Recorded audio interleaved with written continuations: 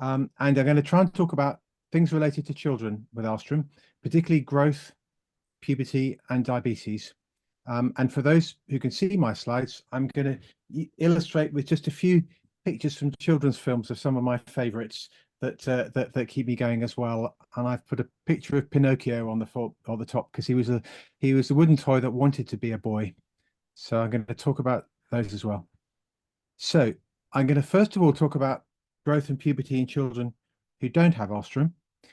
Then I'm going to talk about what we know about growth and puberty in Alström, what we know about diabetes, and then for parents out there, what to look out for in your children.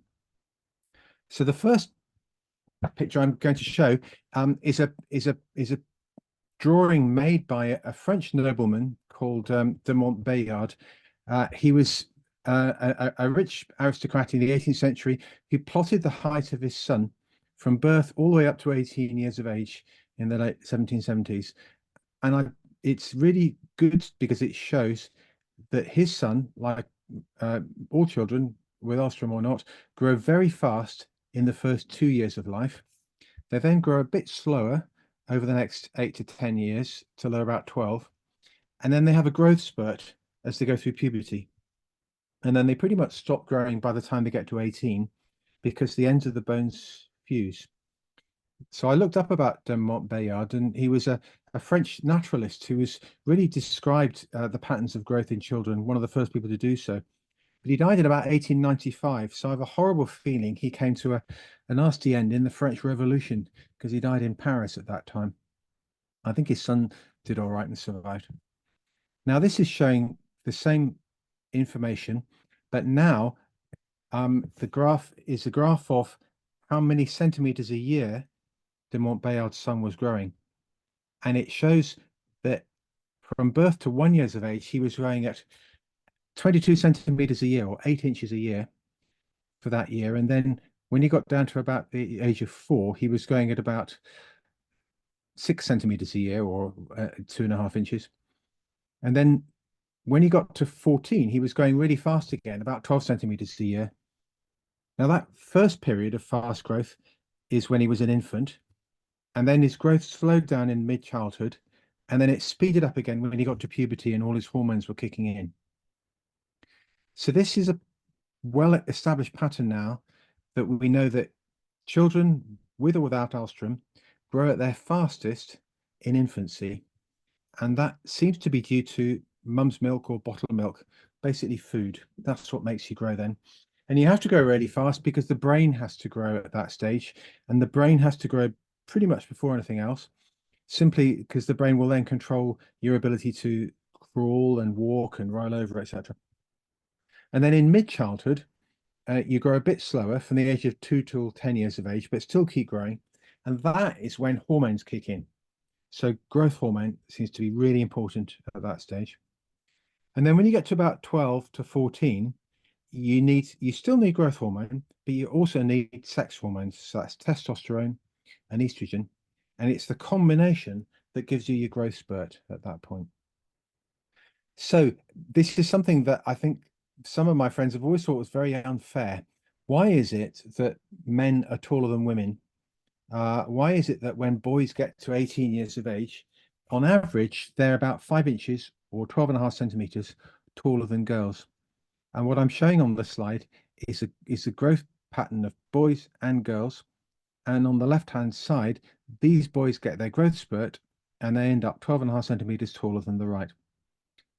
But on the right-hand side, if I plot it as how many centimeters a year you're growing, you can see boys and girls grow just as fast in infancy, pretty much overlapping lines. And then in mid-childhood, they grow just as fast. But then something happens at puberty. Girls seem to go into puberty about earlier than boys, and they don't have such a strong growth spurt as boys do. Boys have an extra couple of years of growth before they start puberty. And when they do have puberty, they get a bigger growth spurt. So it's really unfair, perhaps, for girls, but boys have the advantage of having a later puberty and a stronger pubertal growth spurt. So if you take everybody in the population and line them all up from the shortest to the tallest, or what you can see, what you will know is that um, the distribution of height in a normal population is like a bell shape. Um, the commonest height is the average height in the middle, which most people, and the extreme tall and the extreme short, there's far fewer children. So that's what we call a bell-shaped curve. And that's where we get the lines for a growth chart from. So in clinic, all children with Alström get their heights measured and their weights measured, and they get them plotted on a growth chart. And what I'm showing is a growth chart for boys. On the left-hand side, age 2 to 9, on the right-hand side, 9 to 18. And they've got all these lines on it. So, and it says 99th centile to 0.4th centile.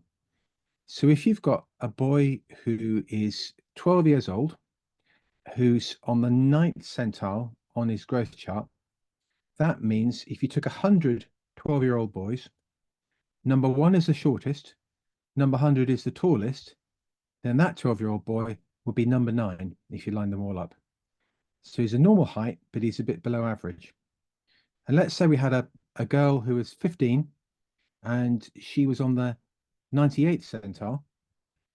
That means if you took 100 15-year-old girls and you line them all up in order of height, and number 1 is the shortest and number 100 is the tallest, that 15-year-old girl would be number 98.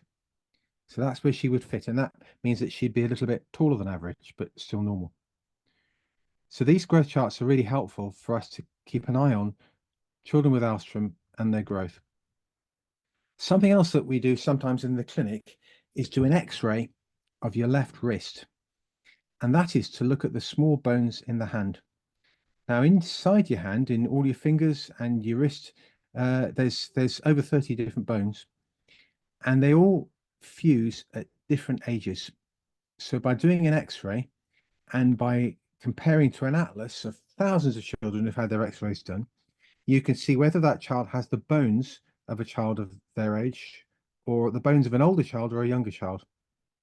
So let's say you've got a 12-year-old who's a bit short and you do a bone age X-ray, you can see whether his bones, whether the bone age is the same as his chronological age, which should be good, or if it's a long way behind, suggesting that he's behind in his development and may need growth hormone treatment.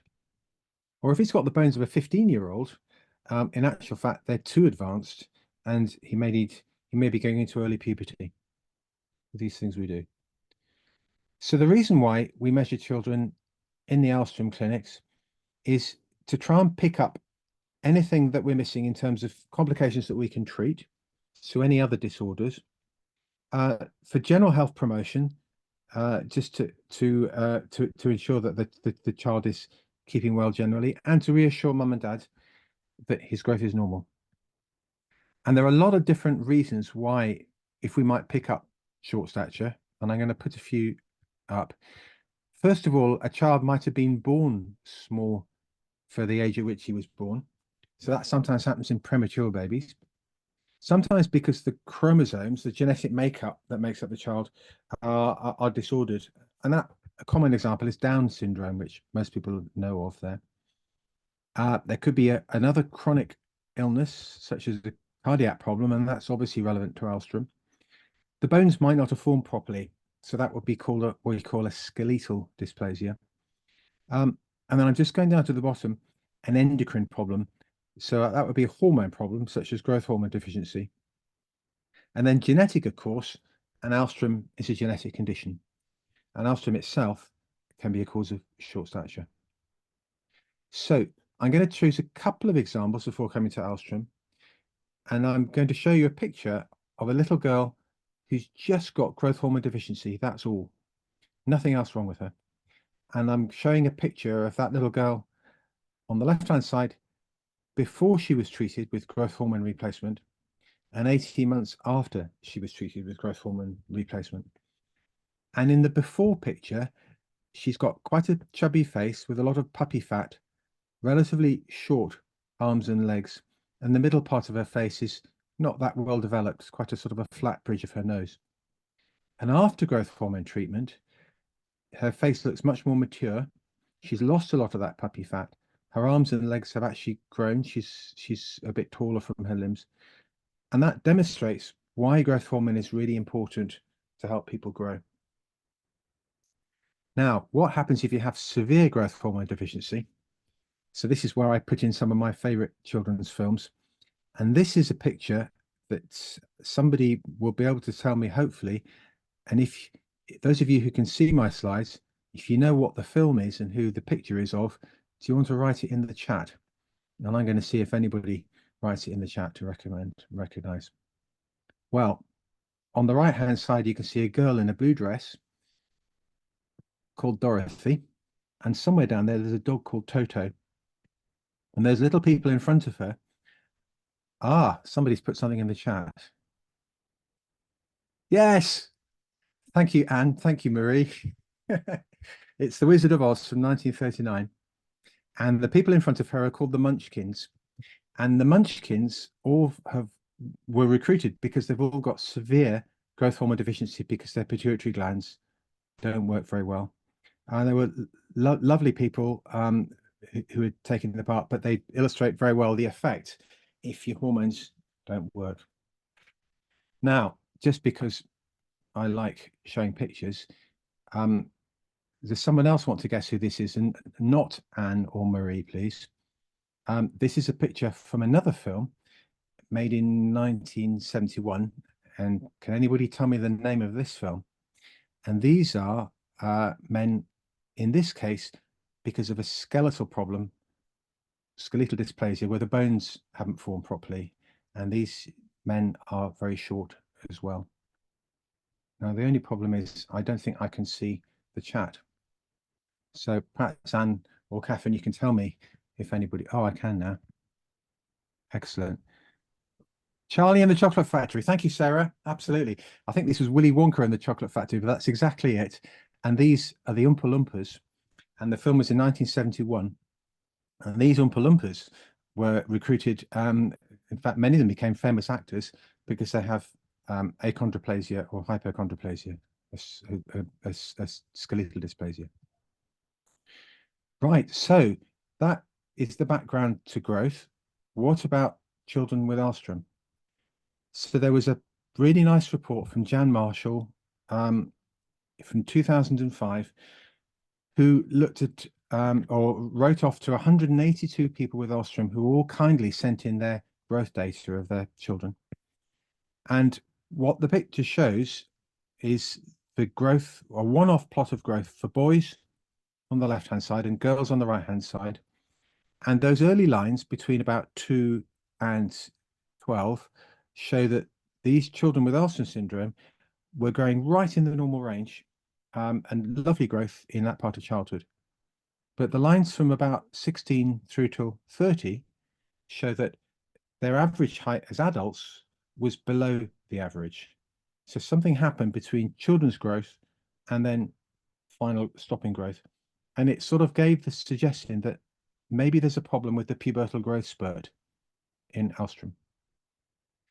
And then Pietro Maffei was part of a team which published a fabulous paper about 10 years ago, looking at growth in boys and girls with Alström. But instead of measuring them all once off, follow them through over a number of measurements over time. And I've just pulled out the information for girls with Alström. And on the left-hand side, the top series of lines shows about 5 girls with Alström in the first 3 years of life, growing absolutely beautifully, following the lines, doing really, really well. But on the right-hand side, some of them were the same girls, and then some of them were other children, showing that when they got to puberty, they didn't really get a pubertal growth spurt. And because they didn't have that, their ending up as heights as adults was below the average. And I said before that to have a pubertal growth spurt, you need both growth hormone and androgens or estrogens. And there is some suggestion, or Pietro found, that at least in some young people with Alström, they may not be making enough growth hormone to get them through that pubertal growth spurt as much as they would need for other young people. That takes me quite nicely into puberty. And I can put it out there here, but I've taken a picture and I'm ashamed to say I don't know what film it is from. So if anybody knows what film it's from, please educate me, as I ought to know. And the picture is of a little cartoon of a girl holding a cat, imagining in her shadow against the wall of her being a strong lady with a handbag, fully developed afterwards. And I don't know what this is. Okay. So puberty is when young people reach sexual maturity and they're able to have babies capable of reproduction. That's what we mean by puberty. Oops. And if we look at puberty in children who don't have Alström first, in girls, they will start with a little bit of breast development, we'll call it breast bud, then some pubic hair, and then a growth spurt should happen when the breasts are developing. And what we call menarche is the start of periods, and that usually defines the end of puberty. And in boys, it's the growth of the testicles, and the genital enlargement, and then pubic hair and axillary hair. And their pubertal growth spurt happens halfway through that process, so a bit later. We've got a series of drawings to define the different stages of puberty, which are really helpful for assessing young people if there's a delay. And we have a series of yellow and blue beads on a string, which is called an orchidometer, which is used to measure the size of testes, or to compare the sizes of testes in boys in clinic. And that's because as your testes grow, they make male hormone. And the amount of male hormone they make is directly proportionate to the size of the testes. It's the same with girls and ovaries making estrogen, but obviously we can't measure the ovaries the same way. You'd have to have an ultrasound. Now, when the testes get to a certain size, it means puberty started, and we use that to define it. And that's about the size, as you may be able to see from the picture, of a Malteser sweet. So you can see that stage. When the testes get to about 10 mil volumes, that's the size of a small Cadbury's cream egg.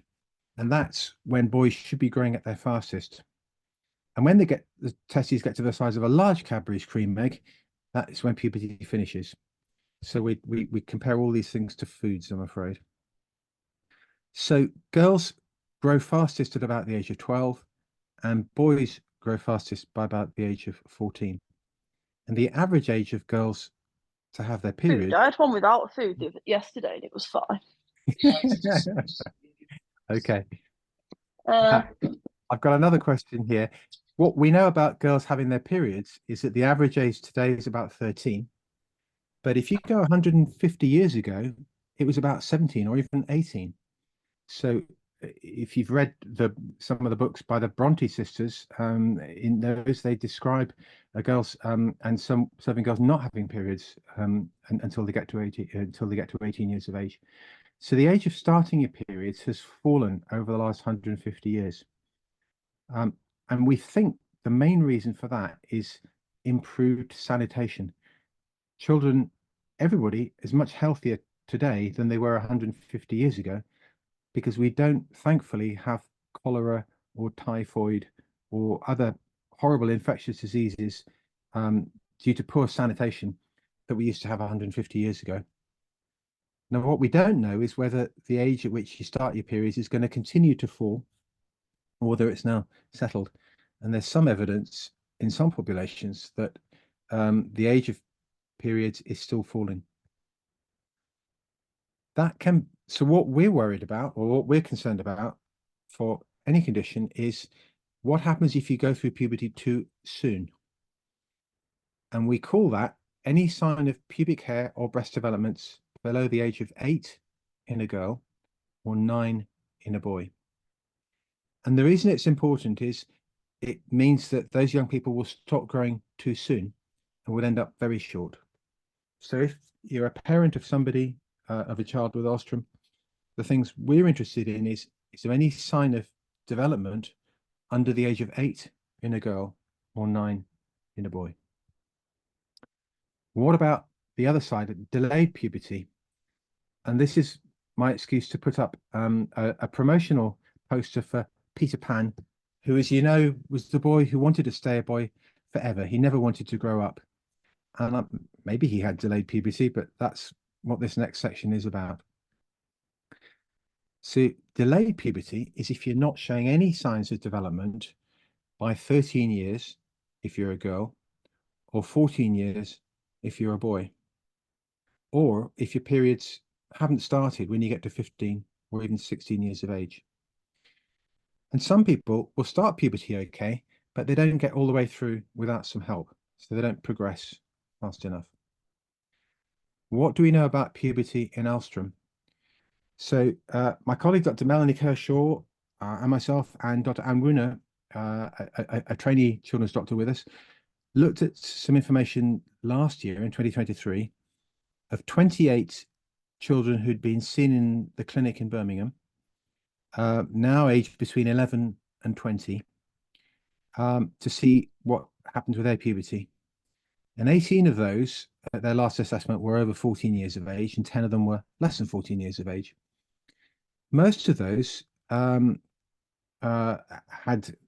attained puberty before 14 years of age. That's 12 of them. But there was a few who had it delayed as well. Most of them progressed okay, but some of these young people went part way through and then they stopped. And that perhaps explains why they ended up being a bit short. So the summary was that the timing of puberty was normal in 2/3 of boys with Alström, but 1 in 5 boys couldn't complete it on their own, and they needed some testosterone treatment to help them finish puberty during the teenage years. So we don't know the reasons for this, but it's now one of those complications that we look for, and it's the reason why we're interested in puberty in Alström, because we can absolutely do something about it if puberty doesn't progress as it should do. Now, for the last few minutes, I'm just briefly going to talk about diabetes, because that was the other thing I was asked about. And it's to remember that diabetes mellitus, anyway, is too much sugar in the blood. And we've got an organ in our body called the pancreas. It's about the size of your hand, and it sits behind your stomach and loops around the part of the intestine. It's a really special gland because it has got tissue in it that makes insulin. And insulin is that key hormone that you need to control your blood sugar. Most people with diabetes in childhood have what's called type 1, where your body turns against itself and destroys its beta cells. You can't make insulin, and you have to have insulin injections to survive. And most diabetes in adults is type 2. Now, adults can make insulin all right, but the body's tissues don't respond to it like they should. And so the glucose can't get into the cells. So in children, 95% or 97% is type 1. About 1.5% is type 2, so we only see a little bit of it then. And then the remainder bit are rarer types, including Alström. So Alström fits in that 1 in 100 children with diabetes, so much, much lower, in fact, even lower than that, actually. And we know where it fits is because in Alström, the pancreas can make insulin. In fact, it's very, very good at making insulin. The levels are very high. But when it tries to work on the tissues to get glucose into the cells, the tissues are resistant to it. So we have to try and overcome that insulin resistance that we have. How common is diabetes in Alström children? Well, I think this is really interesting. When we set up the highly specialized service for children in 2008, about 40% of the children in their teen years had insulin-resistant diabetes, so a lot. And when we did the audit again in 2023, that number was right down to 10%, 1 in 10 children in their teenage years, much, much lower. So this is really, really a good news story, I think, for the Alström community. And it begs the question, why are we seeing less diabetes in children with Alström? And I think it's 2 things. One is changes in weight distribution. And the other, I think, is improvements in what we can advise about dietetics and food, improvements in dietetic advice. So Katerina Leal, our lovely dietitian with us, who's on maternity leave at the moment, collected information for the latest audit on 36 out of 40 young people that we've seen over the last few years, and looked at the average degree of fatness, or what's called body mass index, which was, and we have a special way of looking at that. There was only a couple of children who couldn't be measured because we saw them in virtual clinics during the COVID lockdown. But what I want to explain is that since 2019, even despite the COVID lockdown, the average degree of fatness or overweight has fallen in children that we see over that time. And I'm showing a histogram or a bar chart showing that the heights of the bars has dropped over these years, and that's even during lockdown as well, which is really good.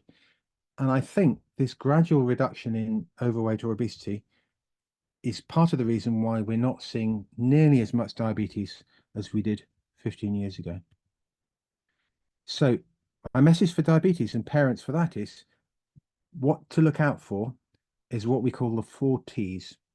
So toilet, is your child going for a wee more often?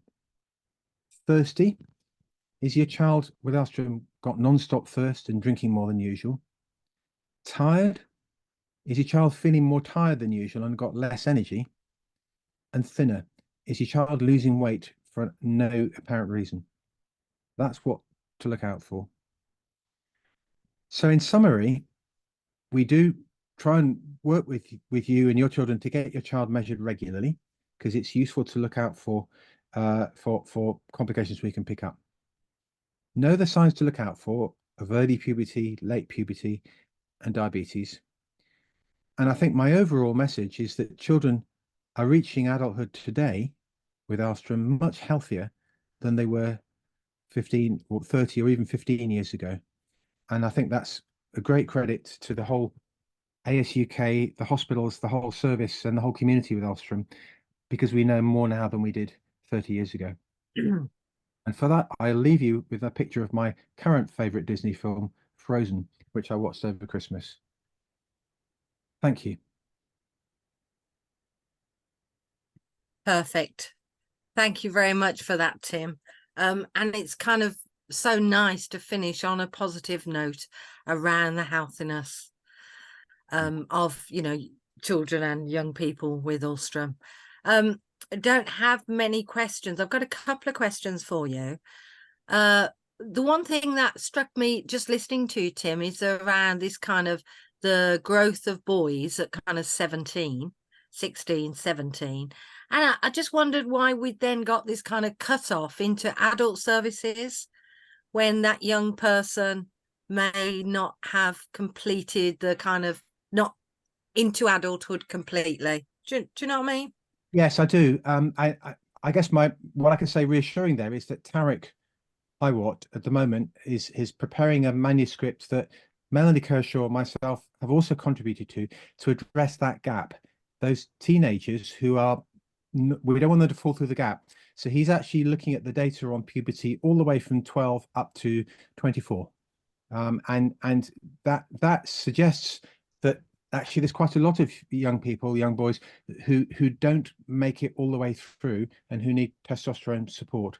And I'm hoping that if I can present next year, that will then be published and we can share the rest of that information and that story, which I think is really important. So yes, I didn't want to give the impression that we just cut children off at 18. No. That the next presentation that we'll do, and I'm sure Tarek will do, is covering the whole age range up to 24. Right. And showing that we absolutely follow children and young people up, and that they'll still need support through puberty, even in that young adult period. Perfect. Okay. And we have a question come through from a parent that says, our daughter is 9 and already a half year in puberty. She does not have one ovary. What can we expect? And she's followed that up with, will she go through puberty like other girls? So we're very fortunate as humans to have 2 of most things: 2 hands, 2 arms, and 2 gonads. So 2 ovaries for girls and 2 testes for boys. We can actually get by on just 1 perfectly well. We don't need 2 of everything. or not two ovaries. So if the 9-year-old has one ovary, she should get through puberty perfectly well under her own steam without needing a second one. I haven't shown data on girls because it's been harder to collect, but I suspect the same thing will apply. We just need to make sure that she, like other girls with Alström, get through puberty under their own steam. If there's any suggestion that things are slowing down halfway through, really important to see in case she needs a bit of help. And the only good thing about it is we can do something about it. We can help with hormones to help children get through puberty. Okay. And in terms of some of those growth charts, for example, that you showed, would they be available to parents? Could parents find those if they've concerns, or? Those ones, yes, absolutely. And they're free, and you can download them on Google. Actually, you can get them. That's where you can get those ones. We are, as you know, trying to develop specific charts for children with Alström. And I'll have to ask Katarina Leal where that has got to. I know she wanted to update them further. The charts I showed are for children without Alström. Yeah. And the next step, I think, would be see if we can generate charts for children with Alström, because that would be even more useful. Yeah. Okay. Brilliant. Thank you very, very much, Tim. And thank you for giving up some of your time on a Saturday. You can now go and watch some of your favorite films, I think. I might do. Thank you. Thank you for inviting me. Thanks again, Tim.